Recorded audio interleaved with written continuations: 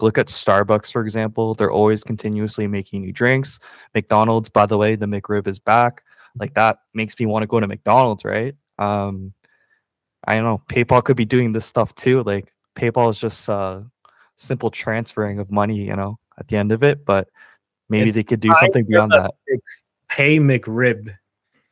Pay McRib. I mean, who knows? But yeah, let's see. Innovation, I guess. I'll say that.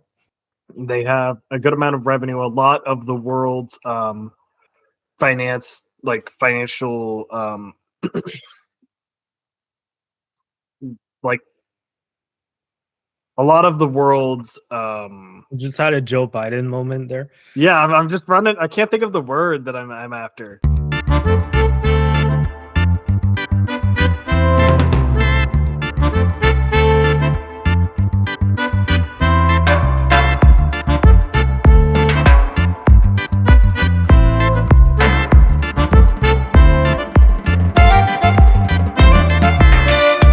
Hey, what's up, you guys? Welcome back to yet another episode of Zillennial Money. And I am, as always, your host, Andy.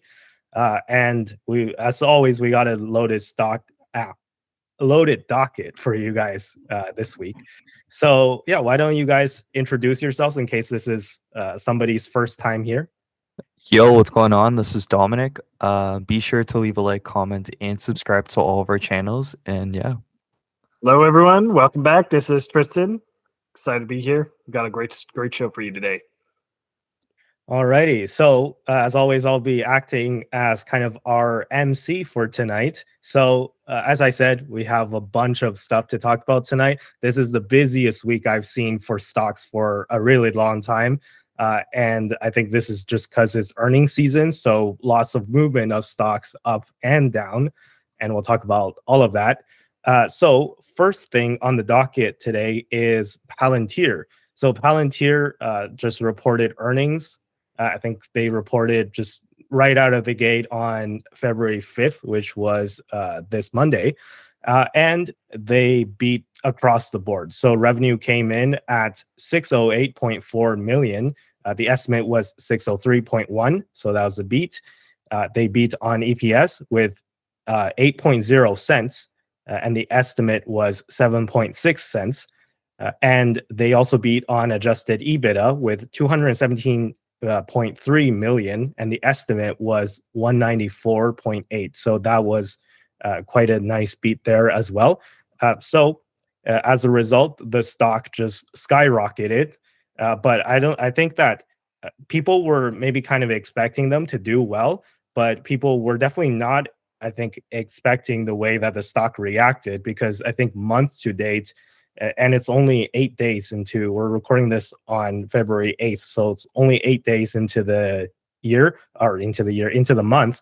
And Palantir has already skyrocketed like almost 50%, I think, if I'm not mistaken. So yeah, and most of the gains, pretty much all the gains, were after they reported this earnings report.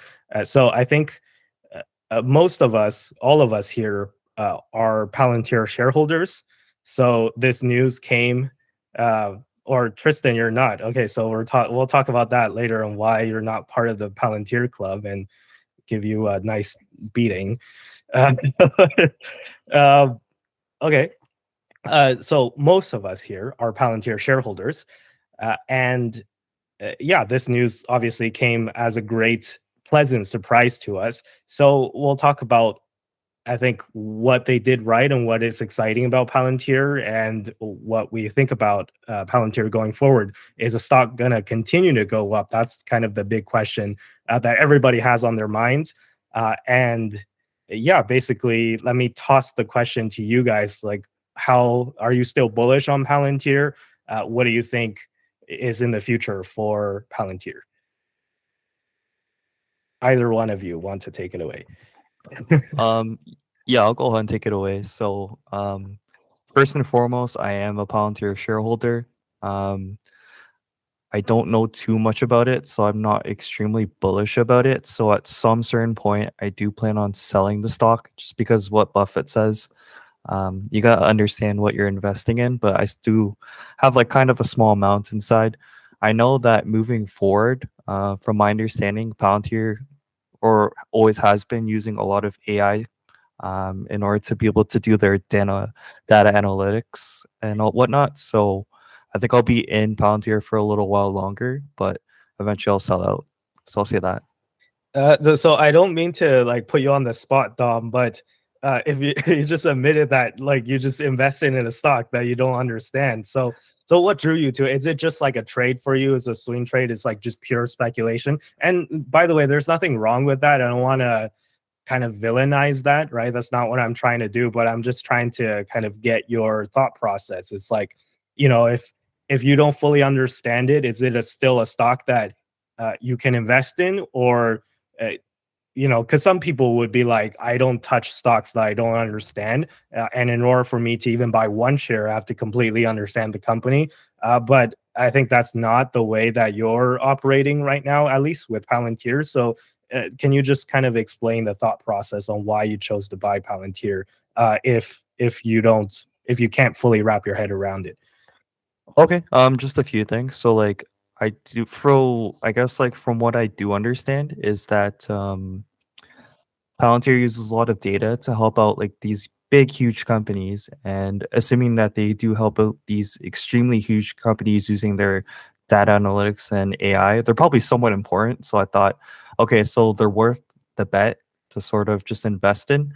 And in hindsight, so all of us are still in our 20s. And so sort of these quote unquote speculative plays are still like good to go and are okay.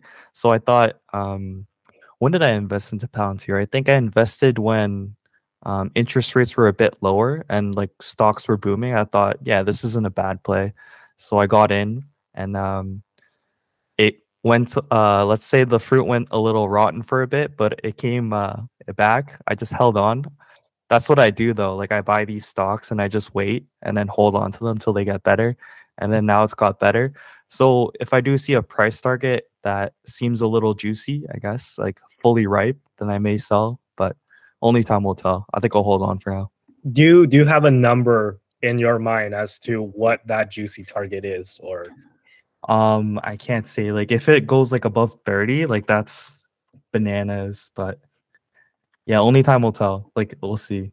It's doing pretty well now, so yeah. Great. Yeah. Let me toss the question to Tristan and ask him why he's not part of the Palantir club. Explain yourself. So to be clear, I did hold Palantir for a while there. I'm not against Palantir. It's just I made the decision to take profits on my Palantir trade, which was I took a fairly substantial, like it was like around 100% gain, and I appear to have frozen. And I took the gain, and I was looking at the stock, and I was kind of like, it's definitely an interesting stock. There's definitely room for it to grow, but in my opinion, I was looking at some other plays, specifically PayPal, and I was thinking to myself that PayPal was looking like a safer and also equally as lucrative, theoretically, bet, similar to how like PayPal seems to be about around a similar situation to like how Meta was. And so when I sold, which was I believe last summer, so around $15-16 ish, I moved all that into PayPal. So I was basically, I wasn't really necessarily trying to, it wasn't that I didn't believe in Palantir anymore. It was more so that I thought that PayPal represented a larger gain for lower risk. For sure. Yeah. And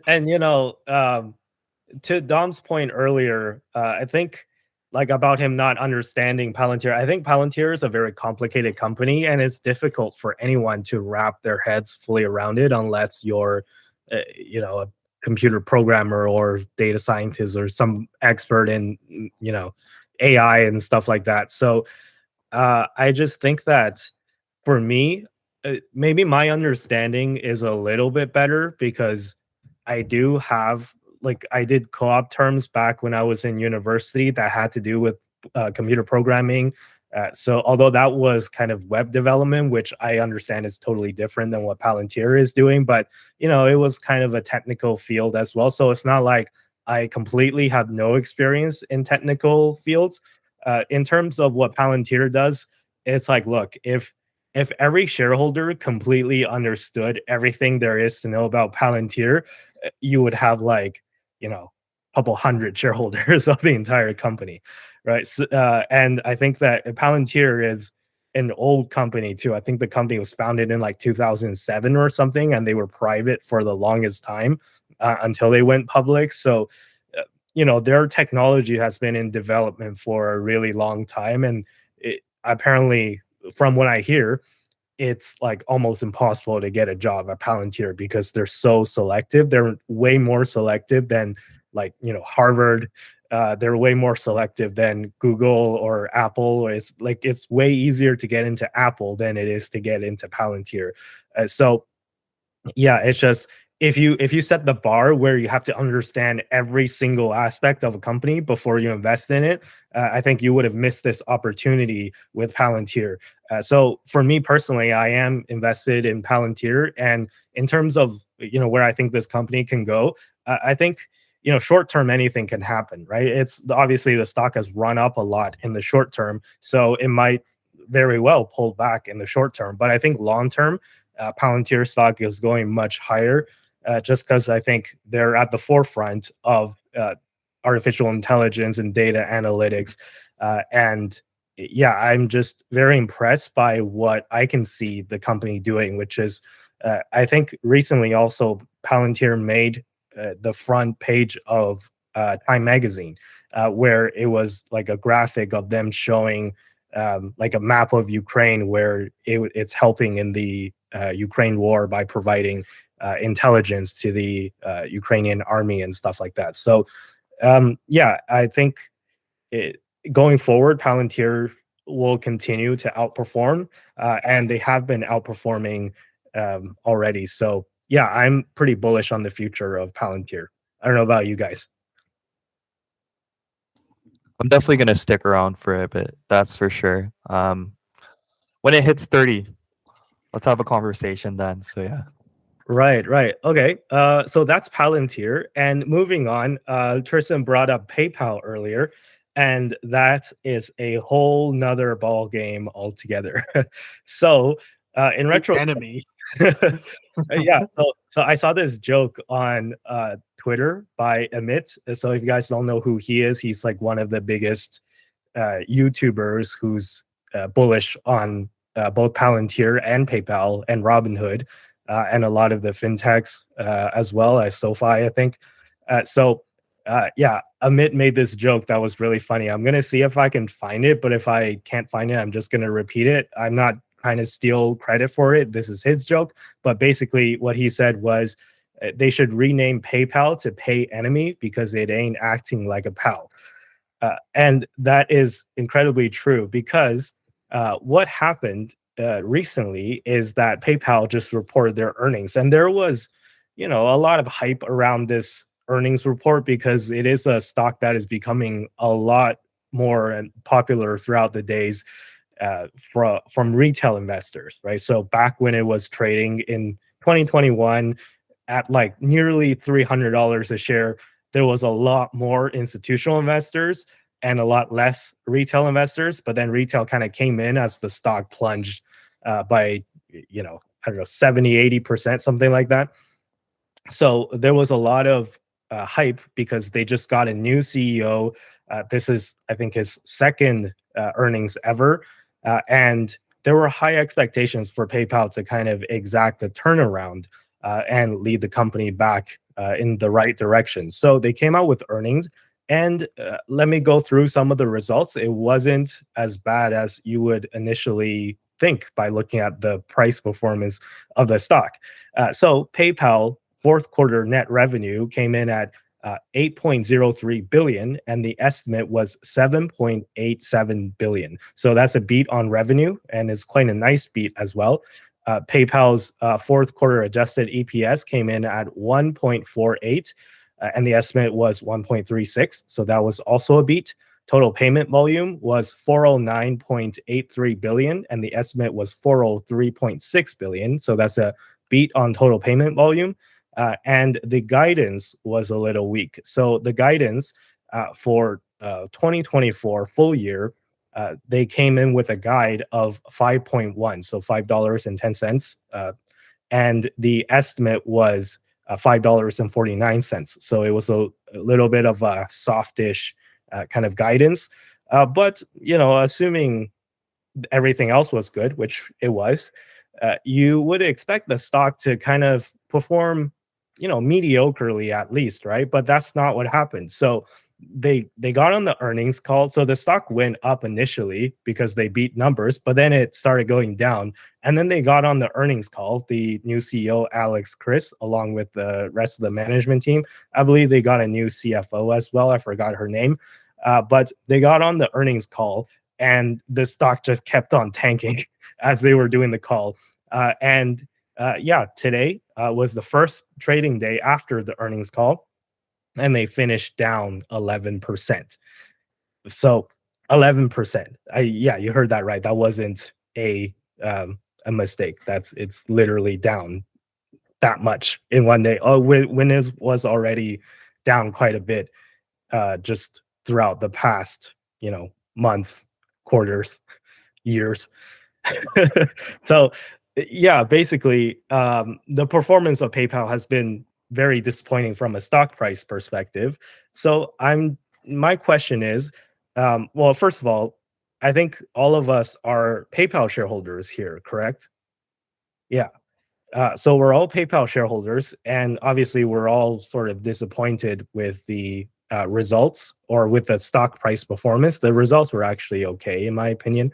But I just wanted to get you guys' thoughts on what you think went wrong with PayPal, and what can they do to just kind of turn the ship around, and what is Alex Chris doing or not doing that he could be doing better? What would you do if you were Alex Chris?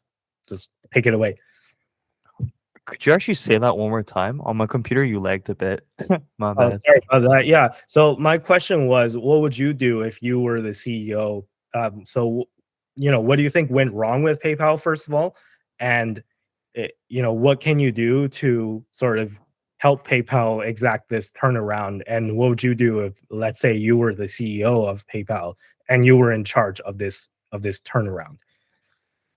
Okay. So I'll just start by stating what PayPal is, I guess, and then go from there. Mhm. This is a stock that I do understand a bit more. So I guess a lot of people still use PayPal, whether it be transferring money internationally, on top of paying for things with security. People still, I guess, kind of do care about security as well. And then on top of that, they own Venmo, which is like a huge asset to the company.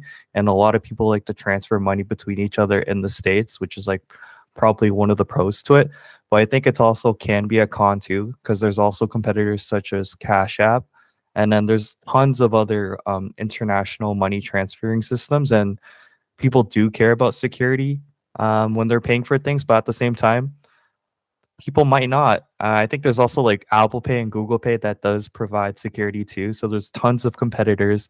So I guess what they could do is okay, take a look at Subway, for example. They're not doing too well, right? And then why aren't they doing too well? It's because they're not innovating. I guess recently they have like a Subway series program that they're doing. That's sort of an innovation, but I think if a company doesn't innovate enough, they just get left behind in the dust. So I think if PayPal were to innovate, maybe implement something new, change up the game, possibly add more AI, they could be doing a lot better as a stock. I still believe in it just because people still do transfer, people still do care about like payment security, and people still transfer money via Venmo. Those are still assets, but I guess innovation for sure. Like look at Starbucks, for example. They're always continuously making new drinks. McDonald's, by the way, the McRib is back. Like that makes me want to go to McDonald's, right? I don't know. PayPal could be doing this stuff too. Like PayPal is just simple transferring of money. at the end of it, but maybe It's they could do something beyond that. Hey McRib. Hey McRib. I mean, who knows? But yeah, let's see. Innovation, I guess. I'll say that. All right. Tristan? Well, I think that PayPal has a generally pretty reasonable business model in the sense of like they have a very clearly profitable business model. They have a good amount of revenue. A lot of the world's financial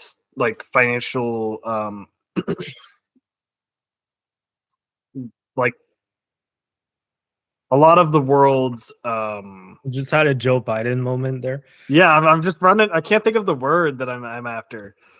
Basically, a lot of the world's like trade and such payments that go through PayPal or PayPal owned subsidiaries, and because of that, they will tend to do a lot better when the economy is doing a lot better, which currently the economy is not doing super great. So PayPal will, as a result, not do as well. But once the economy is going a lot better, I think that PayPal will see a massive increase in revenue, and they'll have a significant increase in value. And once shareholders see that, and prospective shareholders see that, institutions see that, I think that they will move up rapidly. And in that regard, I think that the current CEO, so far, his actions, I would say, are fairly aligned with how I would be thinking about the problem, and that he's doing things like share buybacks, which is a good strategy when the stock is low, but you have a high confidence that the stock will increase because you can buy back the shares for a low amount, and then once the shares increase, you just issue more shares at the high price. So because of that fact, they have a lot of room. They're doing a lot of actions that I would be inclined to agree with. So I think they have. There hasn't really been any big sign on anything the leadership has been doing that I would disagree with, but there has been mostly stuff that I am relatively aligned on as a shareholder, and that I'm happy to see. Yeah, and just to add to that, the performance of Intuit while Alex Chris was there. So Alex Chris is the new CEO of PayPal.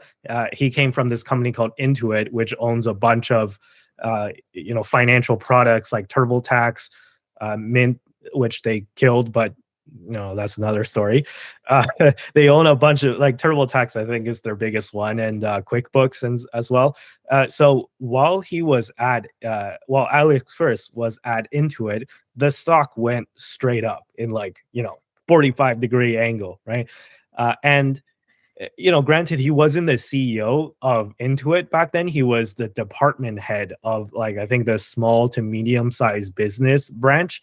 But that was the department that was responsible for the majority of Intuit's profits, from what I understand. So that was kind of Intuit's most important department. And under his leadership, Intuit was doing really well. So I have reason to believe that Alex Chris can really deliver. And I have, good expectations for him in this role as PayPal CEO. However, what I think is maybe the problem is that he's probably it's like a learning process, right? Everybody has kind of a learning process. He's not the best at marketing. Maybe he needs to hire a new publicist, or just spend some more time marketing the products, right? Because I listened to the conference call of PayPal, and it was tremendously boring. It was very clinical, and it sounded like he was playing it safe, which it is a decent strategy. However, the market didn't want to hear safe, right? They wanted to hear enthusiasm. They wanted to hear a solid turnaround plan, and exactly on what products he's excited for and all that stuff. And I think that there was a lot of things that he didn't really touch upon. So, for example, the PayPal USD stablecoin, I think that was an example of innovation that Dom was saying earlier, right? That they need more innovation, but he didn't talk about that at all on the earnings call. And I think that was kind of a missed opportunity because if you guys remember, Facebook, now called Meta, wanted to do a stable coin back in the day, and the U.S. government at the time was just not for it, and they wanted to shut it down. But now I think some time has passed, and the U.S. government has warmed up to blockchain technology and all this stuff a lot more than it has back then. I didn't hear any major pushback when PayPal launched their PayPal USD. So I think this is something that the government is going to try and allow, or just try and see if it will go well. Under that circumstance, I think PayPal does have an opportunity ahead of them to really push this PayPal USD product, and they are doing like relatively well for a project that is so new. But yeah, I think I would like for them to, just hammer on that a little bit more because Circle, the issuer of USDC, which is the largest stablecoin besides Tether, but Tether is kind of sketchy and not everybody trusts it. But USDC is kind of the most like well-regulated stablecoin, I would say, and Circle is just they're looking for an IPO and they're just a money printing machine. So, in case you guys don't know how stablecoin companies make money, they basically get a bunch of USD, like actual USD deposits, and then they issue a token on top of their USD deposits, right? What do they do with the deposit? They put it in money market funds and they generate free money, right? They take your deposits and they issue a token against it and they give you this token and they say, go have fun with this token because it's backed by your USD. But they're also at the same time like staking your USD in the real world, in the money market funds, not on the blockchain. And they're earning money from it just by doing absolutely nothing. Yeah, in case you guys don't know, stable coins are a big driver of profits, and that's all Circle does. Like they just hold deposits and they collect interest on it. So I think if you can make that just one part of PayPal's business, and PayPal still has a bunch of other businesses like their Venmo, like their Braintree, right? So one last point before I pass it back to you, Dom, because I know you're like eager to talk, but the last point, basically, Braintree is kind of PayPal's white label service, meaning that in the back end, Braintree will do a lot of the processing. If you don't want to set up payment processing, if you're the merchant of a business and you don't want to set up the payment processing yourself, you can use Braintree. And in fact, it works with services like Apple Pay and Google Pay. So people always say that, Apple Pay is going to eat PayPal's lunch. I never use PayPal, I always use Apple Pay. Well, it's possible that Apple Pay routes your order using technology provided by Braintree. So you're kind of still using PayPal, you just don't know it.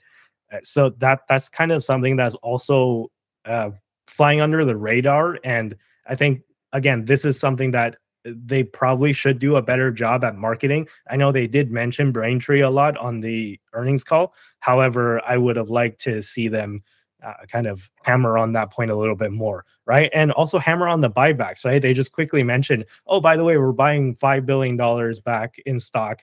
And at today's valuation, that's like 8% of the entire company. So they're buying 8% of the entire company back just this year.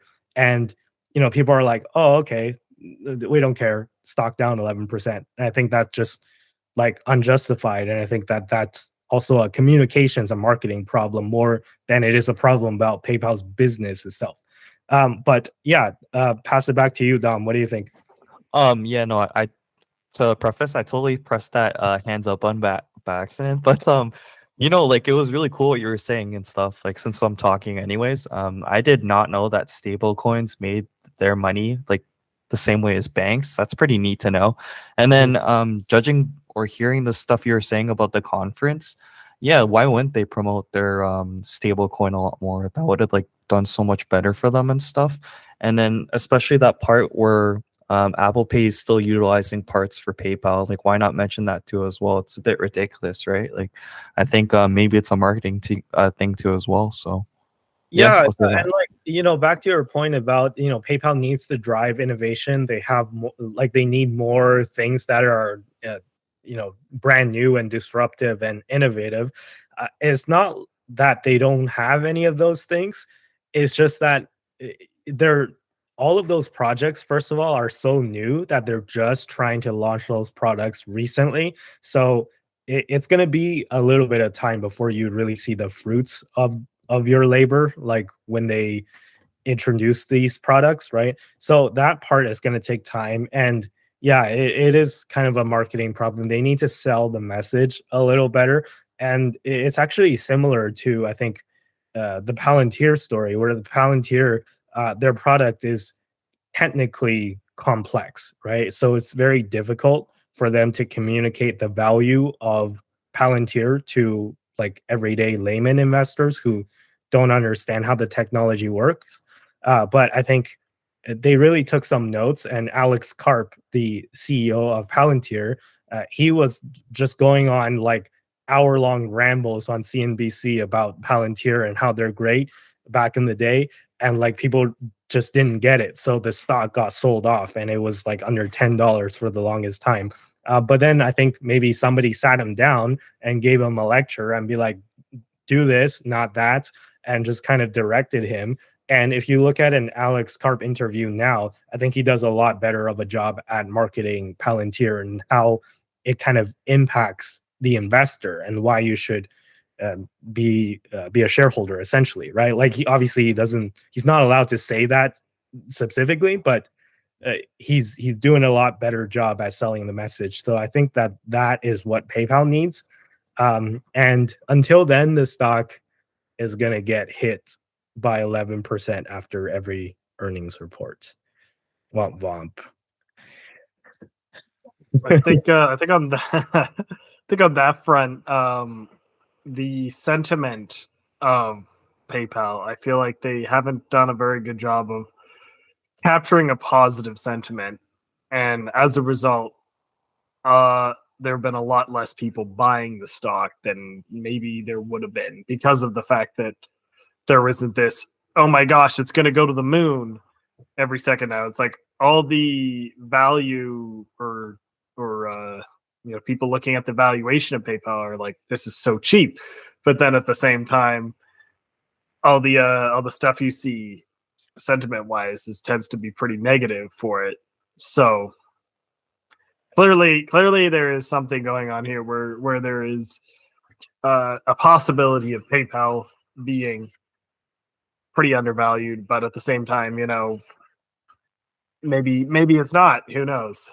But yeah, I mean, so either way, I see PayPal as a company that has been de-risked already, right? So if you look at the valuation metrics, the company's balance sheet looks fine, right? Like it's not the world's best balance sheet, but it's up there, right? I would give it a grade A balance sheet. Like it's not like completely A++, but like it's a grade A balance sheet, right? So they're not going to go bankrupt, and they're profitable, and the company's trading at a forward PE of like 10 now. So just by looking at the statistics, basically the financial like metrics, you would think that this was a company. If I didn't tell you what PayPal did, you would think that they're like a brick making factory or something. Like you wouldn't think that they're a fintech company, right? So I think that they literally just have to perform mediocrely to not go down any further, and the bar is set pretty low for them to be able to just do slightly better and then see a big reward in the stock price down the line. But yeah, right now it's just we're kind of in this weird zone where the stock has, as you said, Tristan, bad reputation, and it's been going down for a while, and people kind of get into their silos of like, if a stock is down, then it's always going to go down. It's been going down for like a year, then it's always going to go down. It's never going to go up, right? And same thing if on the other end, if a stock goes up, people think it's going to keep going up, it's never going to go down. So we see kind of that situation with NVIDIA. I know it's not on the docket, but did you want to talk about NVIDIA? Because the stock just broke 700. So, I think it's a situation where, yeah, NVIDIA is one of the world's best companies, and it's like the most important company in AI. But is it really worth $700 per share? I don't know. What do you guys think?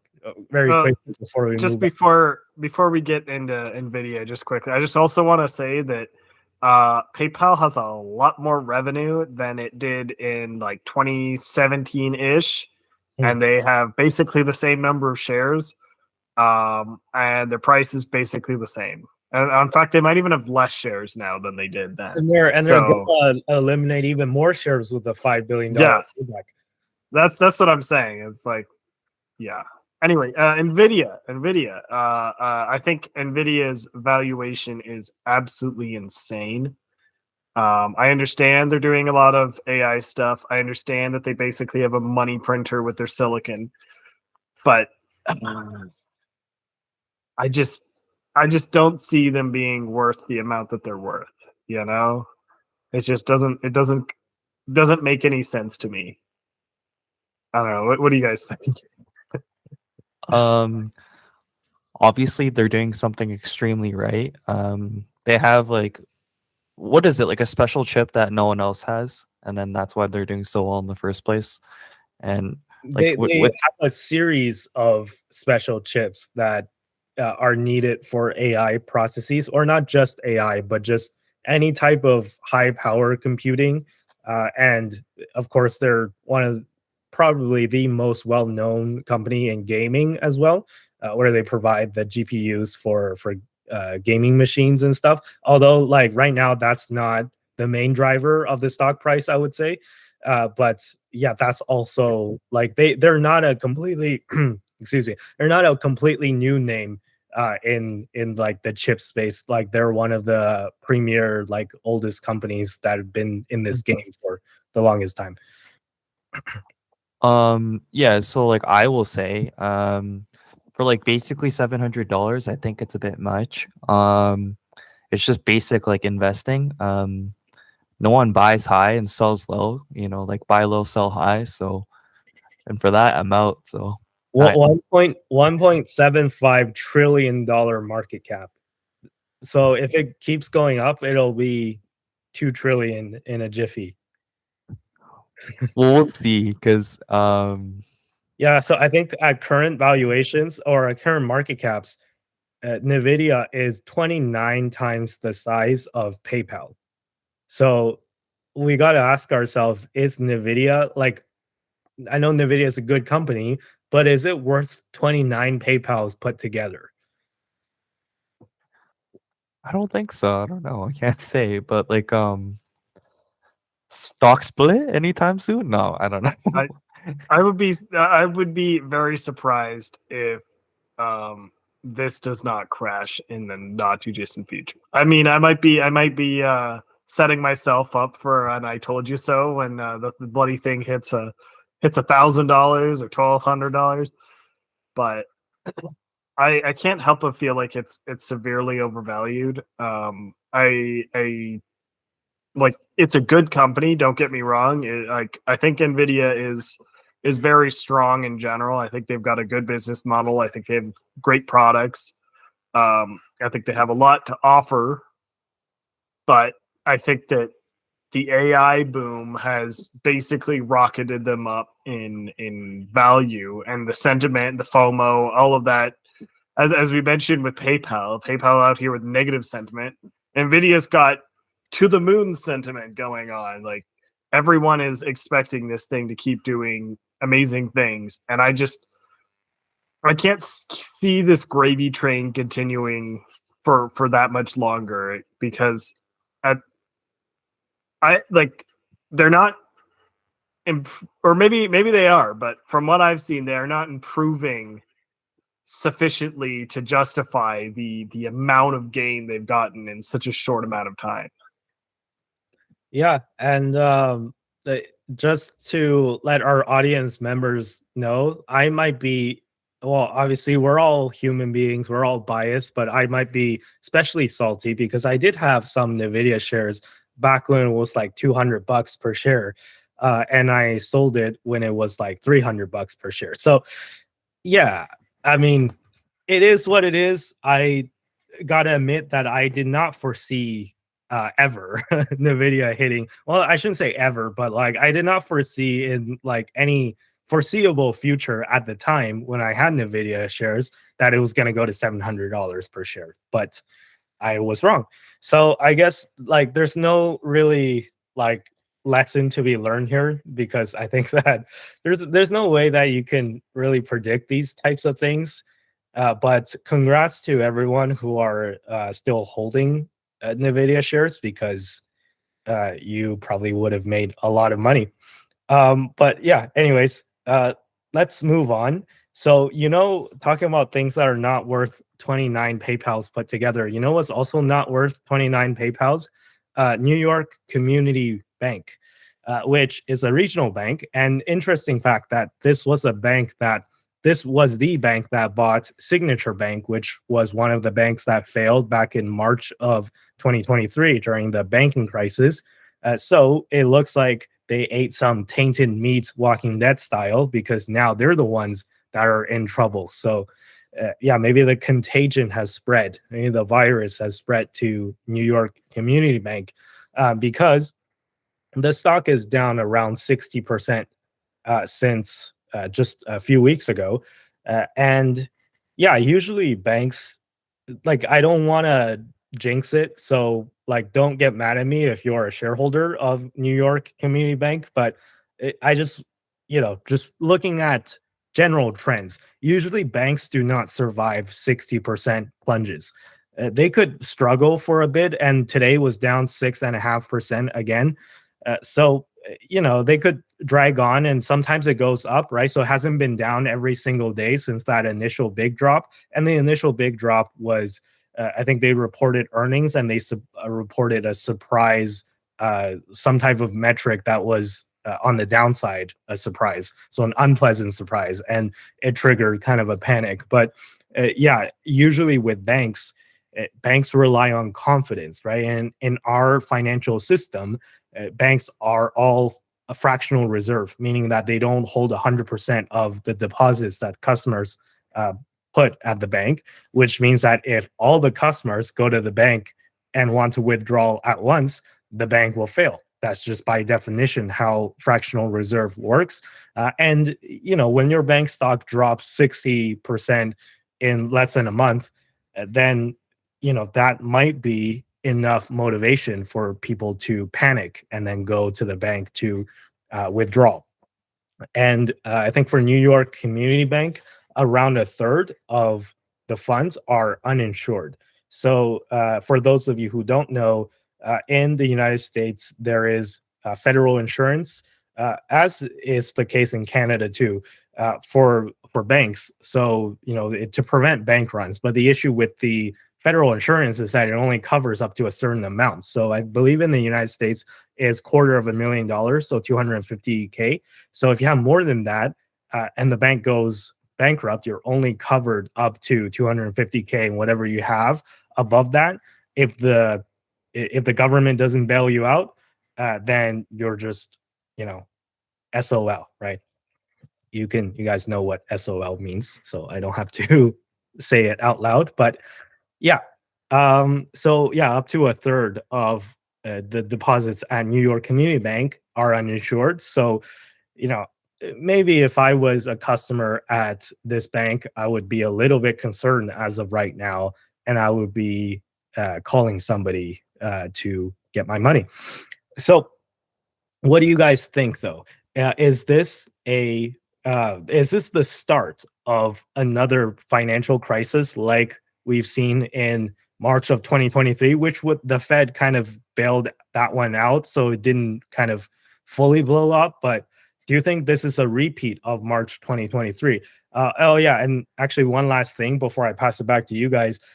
The program that the Fed started called BTFP, I think. I forget what it stands for. It's like Bank Term Funding Program.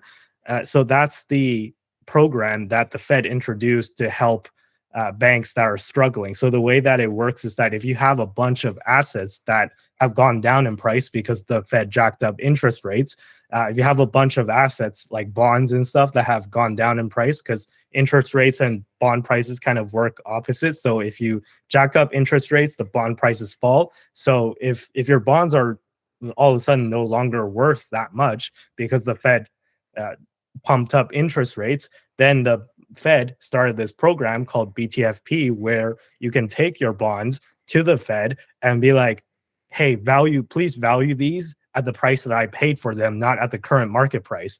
And the Fed goes, yeah, sure. And then you can use that at the original price as collateral for the Fed to lend you money so that you can stay afloat. So this program is kind of what arguably prevented the financial crisis that started in March of 2023 with the regional banking collapse of SVB, Signature Bank, Silvergate, a bunch of other ones, First Republic.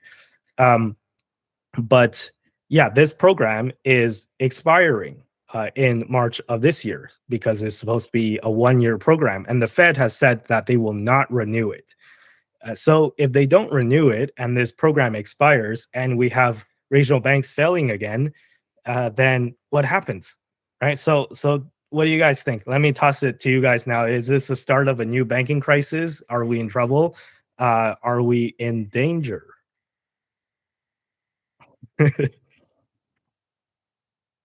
I think it's the start of New York Community Bank's banking crisis because I think they're gonna.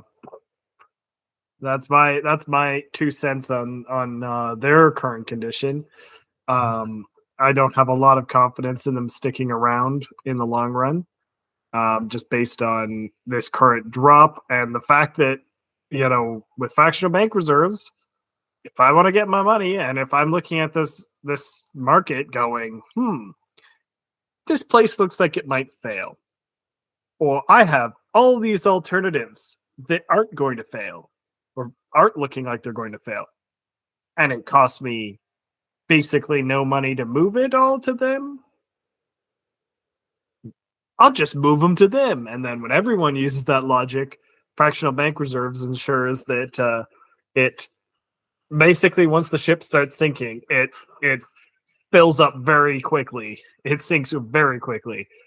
And I suspect that they are in that scenario. And whether or not this will cause a more widespread banking crisis, it's a considerably smaller bank than Silicon Valley Bank was. So I'm thinking that probably there is a lot of the contagion will be kept pretty minimal as long as no other banks get pulled in early. So I don't think it'll be nearly as bad. And I wouldn't be that surprised if the Fed bails them out again, because what is the Fed but the corporate banks bailout, the bailout of last reserves. The taxpayers pay for all the banks gambling. Yeah, what's funny? Like the BTFP program, like Bank Term Funding Program, it's funny that they chose that acronym because it's one letter away from BTFD, which stands for buy the effing dip. So yeah, I mean, essentially that's what it is, right? Because like it injects liquidity into the market in a time where the Fed is trying to take liquidity out of the market because they're trying to kind of crack down on inflation. So the Fed is playing a very kind of delicate balancing game where they have to, not let the economy completely destroy itself, but they also want to kind of take liquidity out of the economy and cool it down so that inflation can come down. So I'm not jealous of Jerome Powell's job at all. I think he has one of the most difficult jobs in the world because he's literally like walking a tightrope and balancing. But yeah, Dom, thoughts? Before we continue, could you just repeat the question one more time? My computer keeps lagging. So yeah, no worries. So I was saying how do you think that this is the start of another banking crisis, right? So what do you think about the New York Community Bank situation in general? And do you think that this is some like credit event that's going to trigger, more economic crises or calamities to come? Or do you think that this is just like an isolated incident and we shouldn't really worry about it? Okay, I guess you can just put it this way. I guess what Tristan was saying earlier is that this bank isn't nearly as big as a Valley Bank, but it still can create some sort of domino effect. So, for example, if New York Community Bank was like a small domino hitting onto another domino, I guess it's not going to move the second domino, but it's certainly going to affect it possibly moving. So, if maybe the interest rates continue to pause, or if not, continue to rise, which I don't think will happen, things might get worse for everyone, even with that program that you were talking about earlier. But maybe it is time for a rate cut or a pause. And then the way I'm thinking right now, and what Andy said before, I'm also not jealous of Jay Powell's job. It's really hard to decide like what's the right thing to do for everyone, or for this bank, or for the future. And like, yeah, it's tough. So it's really hard to answer this question, but it could get worse. So maybe it's time to make some changes. Yeah, I mean, so I think I've said all I needed to say. I'm personally not super concerned just yet. As Tristan said, it is a small bank, and I think I was reading an article where some Fed official was saying that there's too many regional banks in America anyways. So it's like kind of just doing the regional banks a dirty and just like kind of throwing them under the bus, because essentially what the Fed is saying, and I don't know if that official represents the entire Fed, but it is the opinion of some members of the Fed that there's too many regional banks in America anyways, and it's okay that some of them dies. Like, he didn't say that last part, but it's kind of implied. So yeah, I ultimately think that perhaps the Fed won't care about New York Community Bank, and they'll just let them go bankrupt if that is where the stock is going. Again, I'm not saying that for sure it will go bankrupt, but it's definitely not looking good if you just look at like a 1 month chart, right? Like, it just fell off a cliff, like the stock price.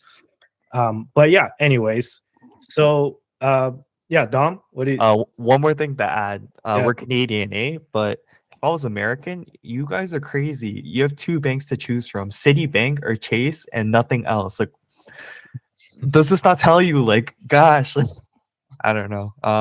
Our five banks are pretty well protected, or like the big five. So like, I'm not really concerned having my money in it. But for you guys, oh my god, just Chase and call it a day.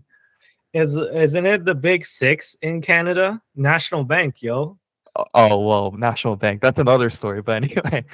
Yeah, so for our audience members who don't know, we have a bank here in Canada called the National Bank of Canada. They're not the National Bank of Canada. They're literally just called National Bank. And they're actually the smallest out of the big six, if you could even consider National Bank one of the big six. So when you hear National Bank, it's not the Central Bank of Canada. It's just some regional bank, I guess you can say, although it's not really regional. It's across Canada, but whatever. Anyways, talking about things that go down, Solana. So Solana went down for 5 hours over the past few days. Or it went down for 5 hours on one of I forget which day it was. I think it was like Tuesday or something. Yeah, it was down for 5 hours, and I don't mean the price was down. I mean that the blockchain was down itself. So theoretically, this should never happen with a blockchain. But kind of the whole point of blockchain is that it's on 24/7 and it's decentralized and it always works. But I think they were trying to do an upgrade to the blockchain or something, and it broke. And yeah, it took them 5 hours to fix it and reboot. So this has drawn a lot of criticism of people who are critical of Solana. And it's I have to make a confession right here that I do own Solana, and I know that this is kind of like a sacrilegious thing for me to say because, like, kind of online, I'm known as a Bitcoin maxi, but I'm not a Bitcoin maxi. I would consider myself just a capitalist, right? I go where I think I can make the most amount of money on a risk return basis, on a risk adjusted basis. So I do think that, Solana for me is more of like a speculative bet. It's not like Bitcoin where I use it as a safety hedge, where I consider it as superior money. I don't think of Solana as money at all. So, I get the tribalism that some people have in the cryptos and Bitcoin space, where if you're a Bitcoiner, then you have to only buy Bitcoin and you can't buy anything else, or else you're an apostate.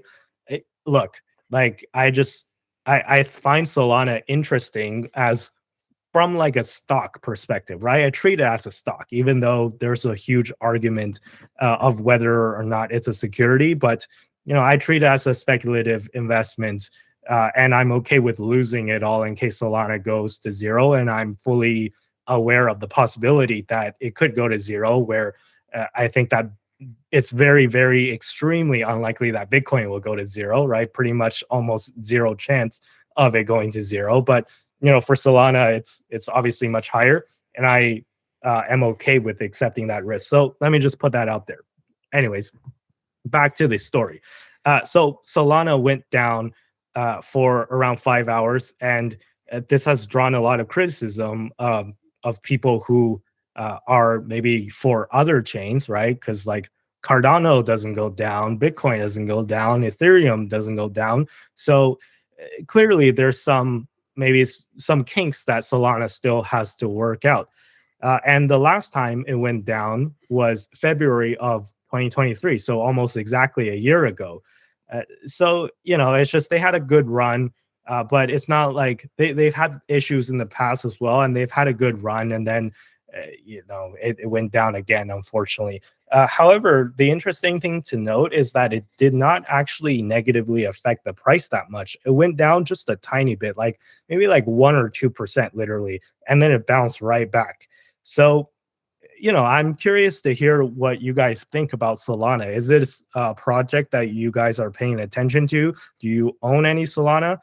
And yeah, do you think that it's a huge issue that they went down for 5 hours, or do you just think that this is just, par for the course or whatever?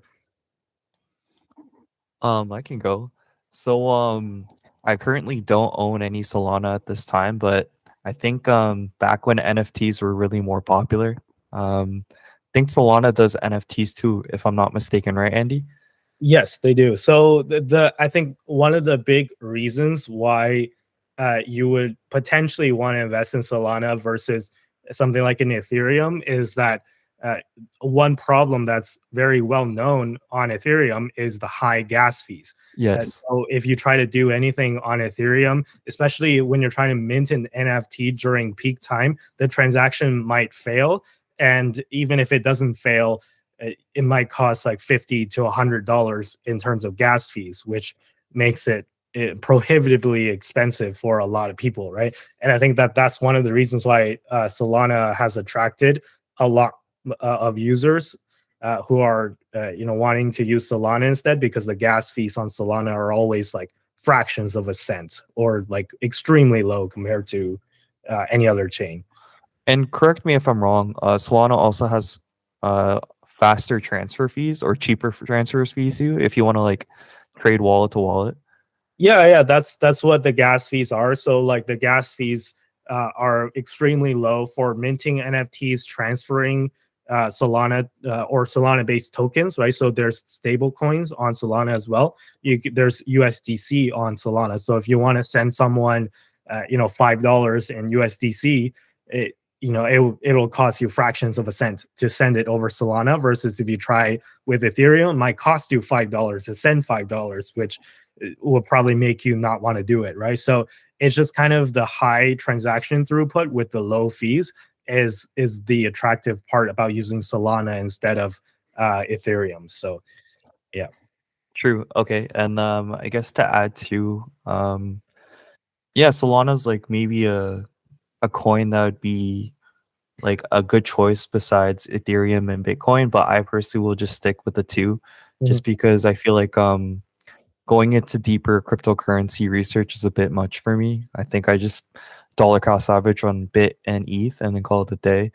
Otherwise, if this is going to affect how people think of Solana, I guess cryptocurrency is already kind of funky as it is. People already kind of look at it pretty badly. I'm sure people are going to forget this and then it'll be okay. Other places and other things have maintenance issues too as well, but we end up still using it. Like it'll be like 10 o'clock or 12 and I can't send an e-transfer because the bank is like working on the back end things, but we forget about these things too, so it should be okay. So and- you're basically saying that to you, it's not a big deal that it No, went yeah. down for 5 hours because the banks are much worse and Solana is still a lot better than let's say e-transfer or banks and stuff. Yeah, like in the widespread of things, it is better. I think the direction it's going towards, and what's trying to solve, like speed, transferring money, and just like other things too. But yeah, I think it'll be okay. It's just 5 hours. It's just bad because it's so new and novel, but I'm sure it's fine. Tristan, what are your thoughts? My thoughts. Solana is definitely one of the more interesting cryptocurrencies out there currently. And I would say that honestly, compared to Ethereum, even I do like Solana better. I think Ethereum has a lot of baggage. It's basically just because it was earlier that it is larger than Solana, I would say. So I think Solana has a lot to offer in that regard. But as a general rule of thumb, I'm pretty much not necessarily a Bitcoin maximalist, but I am very much Bitcoin every other cryptocurrency. So I do own a small amount of Solana, and that was basically a spec play on the fact that it was so cheap after the FTX debacle and all that stuff that I got in at an extremely cheap price, and I'll be able to sell. I'm already up like 200-300% because of the recent rally, and my expectation is that the rally will the Bitcoin halving will result in Solana getting a lot of a lot of people purchasing it because it's a lot cheaper than Bitcoin. It seems like a easier play for someone who doesn't have as much money. The big ticket price of the $46,000 that Bitcoin is at now seems like a lot more than dropping $100 on a Solana. But at the end of the day, I think that Bitcoin is still where the actual real innovation occurred, and I think it's the real store of value. It's the real deal basically, and Solana is not as valuable to me because of that. Right on. And yeah, now that you mentioned it, I just looked at my phone and Bitcoin just broke 46K. Yeah. So it quickly, one sentence before we move on. Do you think this is the start of the pre-halving rally, or is this another fake out? I'm hoping it's part of the pre-halving rally. It is looking like it to me, but maybe I am I'm just looking for what I hope to happen, not what's actually happening. Yeah. Not financial advice, by the way. We're just like literally pure speculating. But Dom, go ahead. Well, it's hard to say, but like things are looking good. I think our minor stocks were doing a little well today, so that's something to be happy about. So I'll just say like we'll wait and see. Things are looking good looking good, I guess. Yeah, in my opinion, I do think that there's a good chance that this could be the start of the pre-halving rally because Usually it occurs somewhere in like the 30 days to 60 days before the halving, and we're just kind of right in that like 60-day range, right around there by all estimates. But yeah, I mean, again, not financial advice. Don't invest based on what you hear off of a podcast. I'm just speculating. Okay, anyways, so let's move on because we've been going for a while, and I want to save us a bit of time and try and make these episodes a little bit more concise. But yeah, the final story of the day is a story that I would like to call A Tale of Two Countries.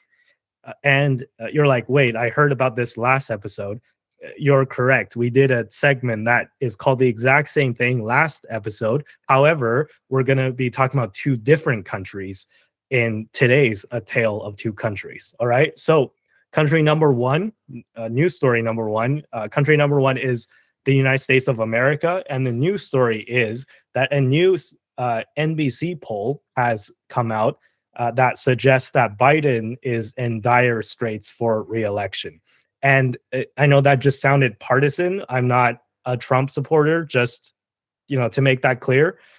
This is not my opinion. This is just what the poll says, right? So don't shoot the messenger if you're a Biden supporter. I'm just presenting you literally what the facts say.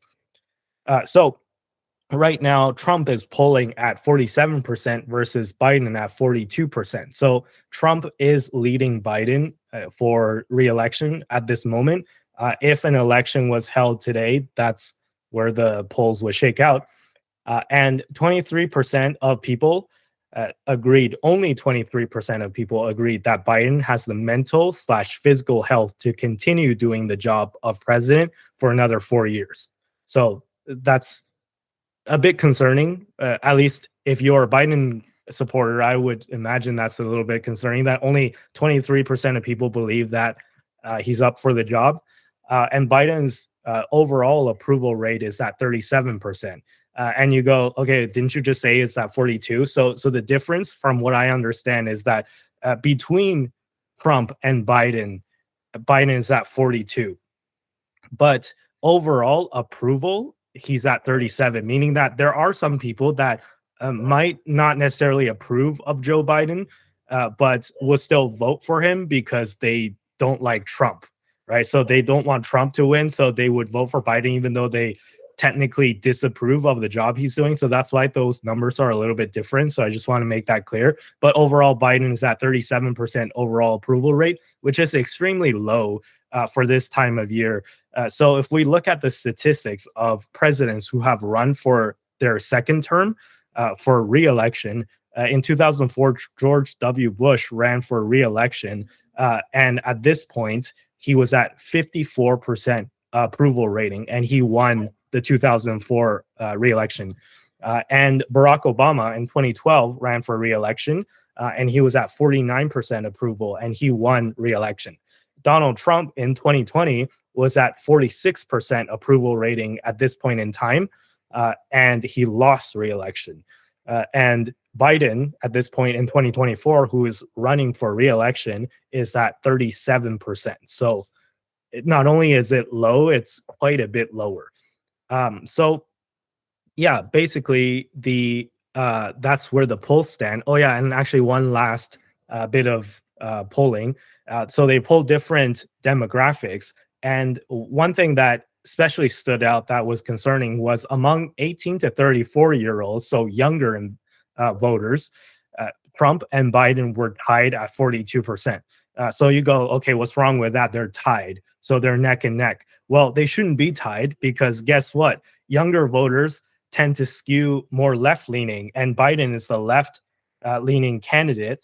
So in past elections, we've seen the left-leaning candidate polled much higher than the right-leaning candidate among young voters, 18 to 34. But right now, we're seeing a dead tie between Donald Trump and Joe Biden among young voters. So that's a bit of an issue. And even among black voters. So we see that they polled black voters, and Biden's leading by a wide margin. 75% of people, of black people support Biden.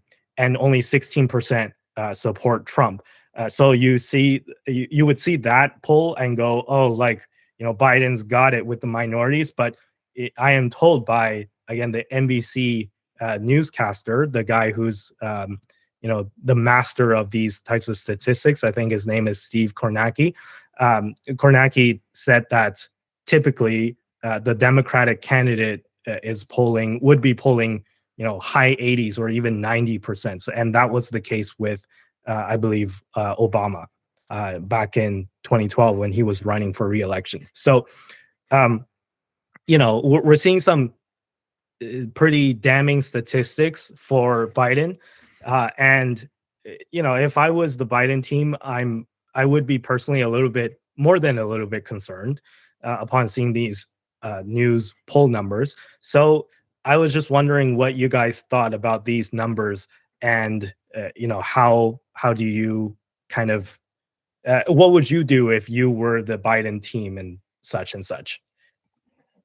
Well, you gotta step up your dang game because wow.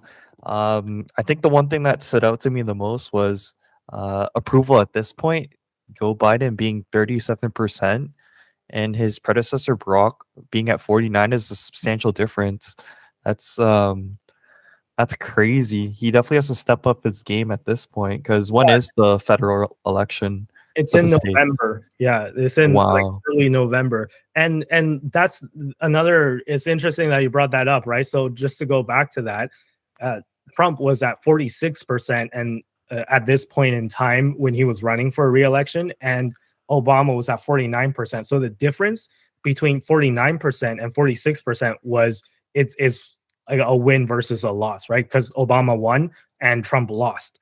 So just that 3% difference made the difference between winning and losing. Again, like, it could be circumstantial. These things can change. It's not like, a for sure thing. However, the difference between 46% and 37% is pretty massive, right? Totally, That's, yeah. yeah. So that's what, 9%. That's a 9% difference. And Biden would have to kind of skyrocket his rating, I would think, to have a chance at re-election at this point. And he doesn't have that much time, right? Because again, as I said, elections in November, early November, and he has between now and then to kind of make up for it. Yeah, no, he's definitely got to step up his game for sure. That is crazy. So I don't know what he can pull, but definitely has to put in the work. Let's just say that. Yeah, Tristan, your thoughts? I'm just looking at all the different stats. I'm just wondering who is the 23% who are looking at current Biden and going, yeah, this guy's gonna hold out for 4 more years, is having the necessary mental and physical health. Because honestly, I feel like the poor man needs to be allowed to retire. Honestly, like wait, I can't help but feel like there is a better Democrat candidate that they could be offering for instead of Biden. They could give Trump a run for their I hate to money. say it, but I agree. Yeah, because I can't help but feel like Biden is almost the worst candidate at this point purely because of the fact that like he seems he is showing his age, and there's still 4 more years. That's a lot of time, and he has been getting worse in the over his last current term. If he continued deteriorating, it's why are we continuing this charade that he's running the country at that point? Because clearly it's not reality. So I think that honestly, the Democrats, if they want to win this next election, I think Biden should not be rerunning, and they should be getting a new candidate up to the plate, because I don't see how Biden wins this, even with the fact that a lot of people will vote Democrat. But I think a lot of the people who are voting Democrat wouldn't want Biden. because Yeah, of exactly. the state that he's in. I think that's the issue, right? Like a lot of people are just, I think the Biden team is counting on a lot of people just voting for Biden because they hate Trump so much. But, realistically, is that the best thing for the country at this point to reelect Joe Biden when it's pretty clear that he can barely hold it together, right? And I just want to, again, make it clear to our audience who are listening, who, may not know us. I don't think any of us here are Trump supporters, right? Like, yeah, if given the choice, I think all things being equal, I think most of us, I think all of us here tend to be more left leaning than right leaning, right? Like we would be much more glad to vote for a left leaning candidate than a right leaning candidate. However, in this situation, if it's Trump versus Biden, where you have like you're choosing between Trump and choosing between Biden, who can barely hold it together, it's making it to be an extremely difficult choice if it's only between those two, right? And I can imagine a lot of people, especially younger folks, who have their entire future to look forward to.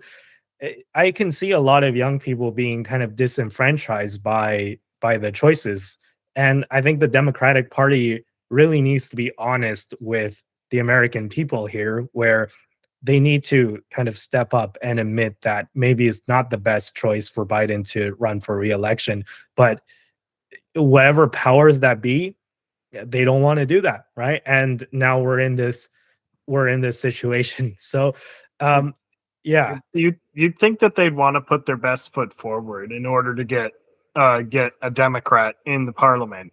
But I don't see them taking Biden out, and I don't think Biden is going to win them the election.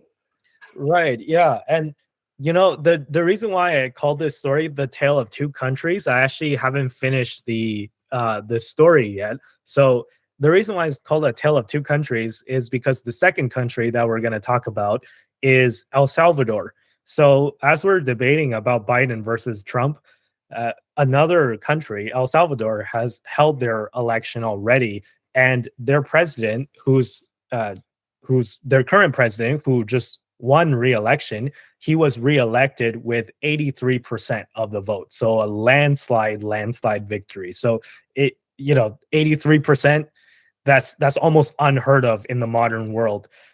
And it's so good that it makes people question, like, was there like voter fraud or something like that? But so far I haven't seen any evidence that there was voter fraud, but it does seem like he did actually gets an overwhelmingly high amount of support from the Salvadorian people. And his name is Nayib Bukele. Let me just tell you some of the things that Bukele has done to maybe earn him this like love of his people. And so one thing that he did that was very famous among the Bitcoin community was he made El Salvador into the world's first country to adopt Bitcoin as legal tender. So that was kind of something that was completely out of the left field, completely revolutionary at the time when he announced it. I think this was 2021 when he did it.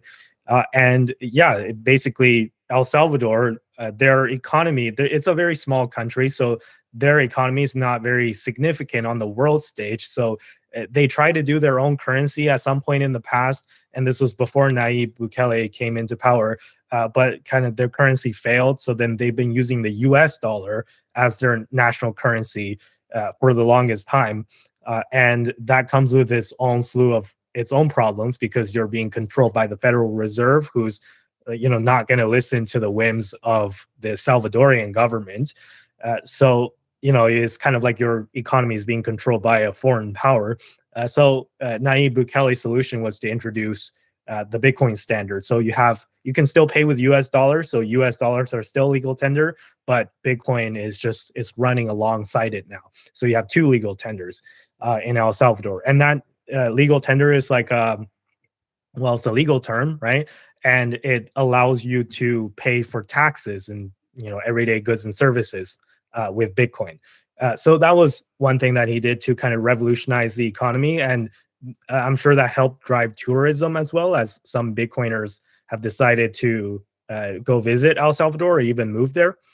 And another thing that he did, which was perhaps even more significant, was he did a huge crackdown on violent gangs and gang warfare. So, you know, I'm not sure if you guys have seen the photos, but they literally line up like, you know, thousands and thousands of like gang members that they arrested, like, and they like strip them naked and put them like make them sit next to like each other, like just like face to the other person's back. And you know, some people have said that this is like very degrading, right? But I think that's also kind of the point where they want to like, you know, really humiliate these gang members and to teach them a lesson and to really go hard and punish them so that they will not, you know, be part of a gang and commit violent crimes again. So because of this crackdown, which a lot of people again have criticized for human rights issues and stuff, it looks like it has worked, because El Salvador went from one of the world's most violent countries. I think it literally had the world's highest murder rate at one point. And yeah, after Nayib Bukele came into power, the homicide rate dropped nearly 70%.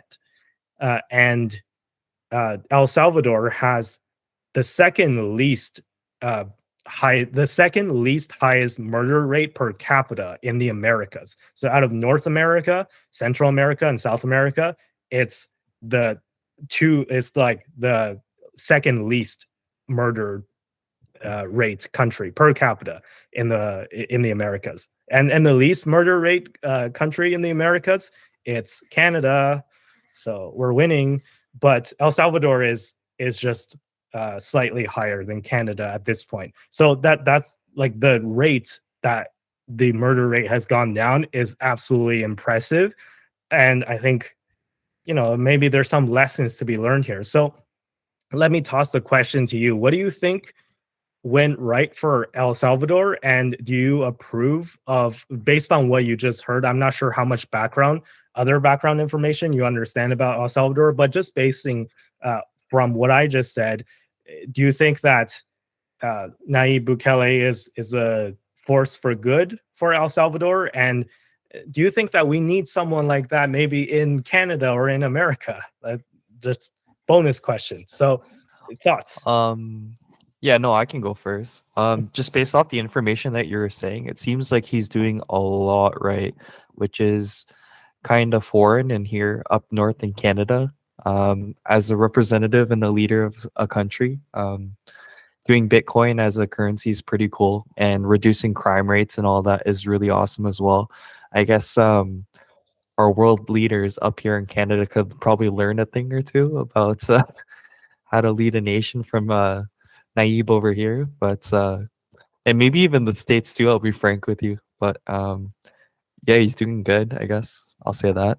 Yeah, and just to add to that, I have a friend who knew somebody from her like elementary school way back in the day who was from El Salvador, and she said that the stories that her friend would tell her are just absolutely horrific, right? Like like every single shirt that she had, like the friend, when she was in El Salvador, had like a blood stain on it somewhere. And this is just from literally like walking in the streets on the way to and from school every day, where you would like get caught up in a shootout, or there be like some violent crime that's being committed, and like you just get like blood on your shirt, and that just be like a normal thing, right? Like it was literally that bad, where there was like, where it was not safe for children to walk to school, because like at any moment you could get caught up in like a gang turf war or something like that. So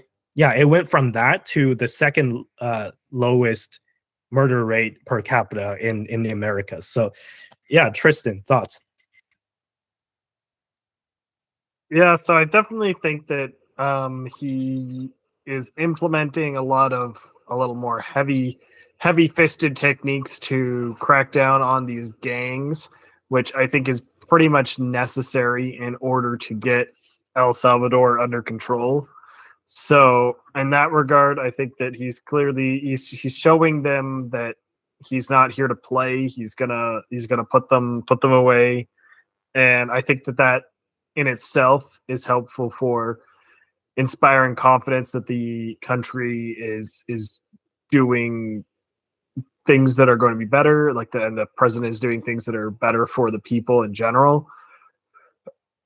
I'm not sure if there is any evidence of any voter fraud or anything with regards to his approval rating. It does seem rather high, but at the same time, maybe people are really happy about the reduction in crime that he has facilitated. So I could see him having a lot of approval on that front.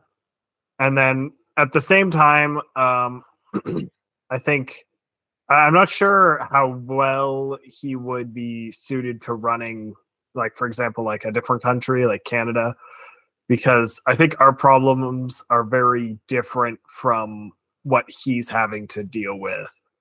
Because in his scenario, he needs to act very decisively and aggressively against these gangs in order to basically take a country that is running sometimes in like anarchy at some points, or with the gangs setting the rules, and he's got to put in order. And I think that our problems are not quite that dramatic. Well, what about parts of America? Because I know, like, luckily here in Canada, our gang warfare problems, not that we don't have any, but it's not nearly as bad as El Salvador used to be, and it's not as bad as some parts of the United States, right? So if you were, let's say, I don't know, maybe not even the president, but maybe just a governor of a state, or even a mayor of a city that's encountering a lot of gang violence and stuff like that, do you think that there's lessons to be learned from the actions of someone like Bukele, or is there anything that you think could be brought to America to kind of help deal with the gang problem at home? I guess maybe there could be a lesson learned from Bukele over here, but at the same time, within the laws and regulations of our country or the states, maybe there's only so much you can get away with here on the north end of North America versus down in South America. But yeah, I guess I'll say that. Yeah, I think that Dom raises a good point in that they can't just go ham and go into an actual battle with the gangs in the United States in the same capacity that they could, even if they aren't necessarily, but they could in El Salvador, because I am not super familiar with El Salvador's and such, but the American ones, there's definitely stuff that would impede any attempt to do that. Yeah, so I think the way I understand it is that not only is Bukele the president, but his party also holds a super majority in the Salvadorian parliament. So it's not like, he's been called a dictator, and he has done things that are, similar to what a dictator would. However, it's not like he's not like a person who just threw a coup and ended up there. Like, he did get elected there, and it is through like his parliament where he holds a super majority in terms of delegates who support him, that he's able to pass a lot of these more drastic actions and these laws. So yeah, I definitely see that maybe in America it would be a problem where America is too divided at the moment. I mean, we're choosing between Biden and Trump for crying out loud. So it's hard for me to see right now if somebody in America could stand up and unite the country through a super majority. It's very difficult for me to see that happening. But yeah, I mean, a man can dream, right? So I'm just trying to import things that other countries have done right into Canada, and maybe trying to inspire my American friends to do the same for America too. Yes, Tristan. Yes, I think on that regard, the United States versus El Salvador. El Salvador, I think there was a very clear overarching problem that pretty much everyone on all sides could get behind in a lot of regards, or at least people who are aligned with any side. Basically, everyone could see that the gang problem was a problem, whereas in the States, I think one of the big problems is that there isn't a bipartisan issue that everyone needs to unite. Everyone is willing and understands that they need to unite against, and as a result, they get pulled into these little groups, the two little parties of let's argue against each other about everything instead of ever try and work together, because I sit in the red hut and you sit in the blue hut and we can't be friends. So Yeah, it's rather unfortunate. Dom, do you have anything to add to that? No, I think I'm okay for the most part at this point. I think everything's been said. So All right. Well, if that's the case, that's all I have for today. So if you guys don't have any final comments, then we could maybe wrap it up. All right. Dom, do your thing. okay, so everyone, thank you so much for watching the Zillennial Money podcast. Be sure to leave a like, comment, and subscribe to our channels. Check out our clips channel and check out our shorts on top of all of our personal channels as well. I'm sure Andy will leave that in a link down below. And with that, peace out, guys. All right. Have a great one, guys. See you next week. See ya. see you next week. Bye.